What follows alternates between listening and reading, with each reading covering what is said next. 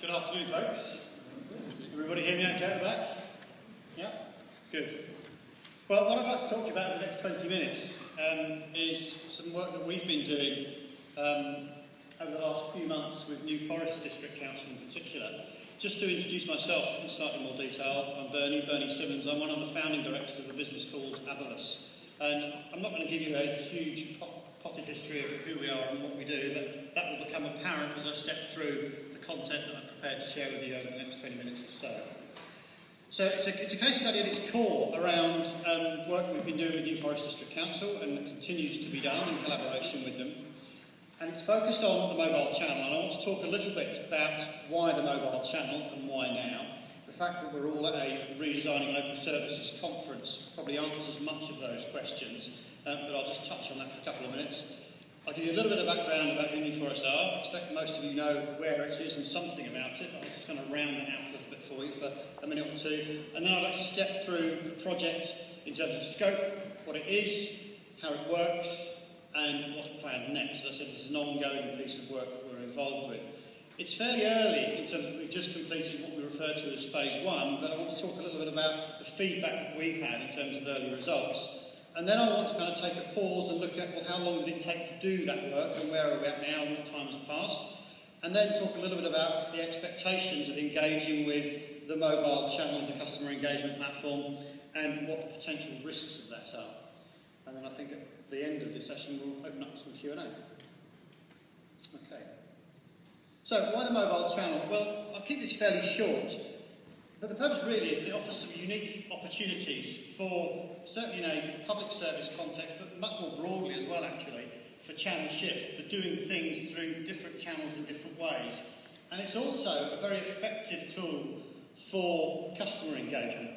There's lots of facts and figures, a few of which I will share with you over the next 20 minutes or so, around the ubiquity of use of smartphone and mobile technology. But it actually has what I would describe as a very democratising effect in terms of the use of the internet, because it's much less expensive actually to get started with a smartphone mobile device than it is these days to get a permanent fixed line into your home and then go and buy a laptop or a desktop computer and then continue to run those in your home. So not only is it much easier to get hold of, it's actually much easier to use and much more immediate. So it has some great opportunities for customer engagement. And off the back of that, from a service delivery perspective, some great opportunities for resource savings. And I've caveated that a little bit by saying if it's done properly and things thought out. As ever, just throwing money at the problem isn't necessarily the answer. I've also referenced underneath that this idea that it's quite a disruptive technology. It can be quite unnerving because it does kind of upset kind of the equilibrium and the balance of the way that things are done currently. And that disruptive or innovative technology terminology is not something that I've invented. It's a referenced piece, and there's a link to it on Wikipedia in terms of the definition.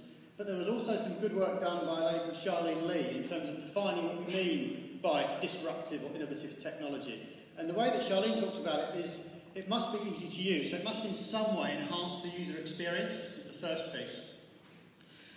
And it has to enable you as a service provider or service consumer to be able to do what you did before in a different way and potentially at lower cost.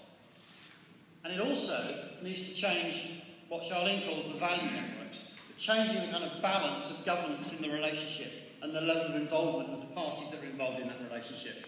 And it's fairly safe to say that mobile technology and smartphones in particular tick all of those boxes fairly readily. So it's quite an exciting and quite a new area as well. So what I'll try and do is breathe some life into it in terms of the work that we've done recently. I'm not going to labour the point on smartphone ownership. I would just take a quick kind of straw poll, a show of hands, in terms of who in the room has got a smartphone device of some description. BlackBerry, I'd say that's about 80%, 80, 90%, something like that. So it's kind of question in point. Can I move on? Yeah, thank you. So, to cut to the chase in terms of New Forest District Council in particular and the work that we've done there, I'm guessing most people probably know where it is. Just give me a show of hands. Who've heard of New Forest prior to this session? Most people, pretty much everybody here. So I certainly don't mean to kind of patronise or tell you things you didn't already know, but it's rather a nice spot down on the south coast.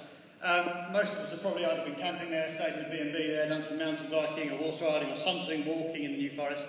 It's quite a large area, and I've put a little blow-up of the actual geography on the map to kind of highlight a point that we're probably all aware of, but it's worth just pausing on for a second, is that we live in a relatively small and very crowded island, and the administrative and governance geography of the UK reflects that crowdedness and the kind of the fact that space is at a premium. And it's very easy to wander from one area of governance into another area of governance in terms of geography, and I'll reference that point a little bit later on. New Forest is one of the UK's largest district councils, about 177,000 population in terms of the ONS estimate at 2009, so something around that level. And population growth has been quite dramatic in the upward direction, growth generally is, with relatively low unemployment rates. So it's quite a nice place to be. If you've been there, you'll know that. And the New Forest District Council corporate plan reflects certain aspects. And I think probably most right-thinking folks would agree with all of those points, that in the corporate plan, New Forest says that it wants to manage its resources well. We could probably agree with that. But it wants to maintain excellent performance in the delivery of services, which suggests that it's done a good job historically and wants to maintain that. And maintenance, there perhaps isn't the right word. It's about continued improvement and continuous development in terms of excellence of service. And therefore, improving services to customers. And as a footnote to that, we've also put additional emphasis on the reduction of carbon footprint. So there's an awareness within the authority of, as well as doing things better and continuous improvement, that also includes doing things more sustainably. And that can manifest itself in lots of different ways. So, the project, and what I'm going to try and do is talk you through the kind of engagement that we had with the organisation. Both in the people that we've spoken to and engaged with, not every single conversation blow by blow, I've only got just a little under 15 minutes remaining, but just kind of how the conversation got started and then who we worked with ongoing. So the conversation started actually by a letter that my organisation wrote and sent through to David Yates. I don't know actually whether David Yates ever read that letter or not, but we were introducing to David some work that we were doing with another customer of ours, Bournemouth Borough Council, just down the coast, and thought that he might be interested to find out more about it. Anyway, whether David read it or not is by the by. Someone in David's office said, well, this is interesting enough. I'm going to pass this on to two trusted colleagues. And that was two gentlemen who some of you may know in the room, Ken Connolly and Jim Marsh, head of IT and head of customer service and financial support. And it was there that that conversation started in terms of, well, tell us more about what you're doing. We're looking at kind of broader transformation and challenge programme. How can what you're doing help us do that? And that was where the conversation began, if you will. I'll talk more about timelines and so on in a moment. Ken actually ended up being the ultimate sponsor for the project. So it's Ken that we worked with initially, and it's Ken that we will work with as our exec sponsor as we move forward into phase 2 and beyond. Ken was very kind of systematic in the approach that he worked with us through. And there was a very clear business case set out. I've just taken kind of headlines and some of the key thinking around that and put them up on the slide for you.